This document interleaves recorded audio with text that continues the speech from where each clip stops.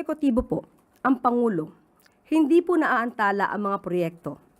Patuloy po nagtatrabaho kahit ano pa po ang issue.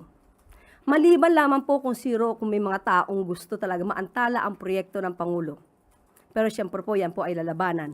At hindi papayagan na maantala ang mga proyekto ng gobyerno dahil lamang sa ibang mga obstructionist. Ang Senado naman po ay may sarili po silang mandato.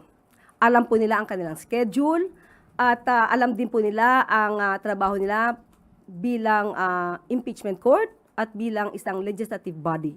Alam po nila kung kailan dapat gumawa ng batas at kailan kailangan na humarap bilang senator judges sa isang impeachment court. So sa ating palagay, responsable naman din po ang mga senador natin para tapusin ang kanilang trabaho. Huwag na lang sana magkaroon ng pagboboykot muli ng mga sessions.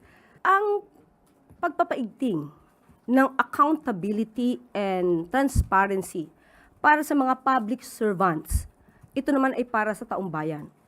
Hindi ito magiging sanhi ng pagkakahati-hati.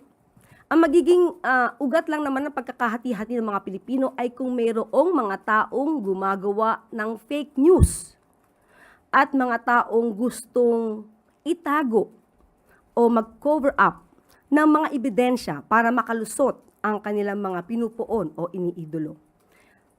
Kailangan po ng taong bayan na makita ang katotohanan. Pag nakita po natin ang katotohanan, mas lalo tayo magkakaisa dahil alam natin kung kailan tayo dapat maniwala at kung kailan tayo dapat hindi maniwala sa mga sinasabi ng iba.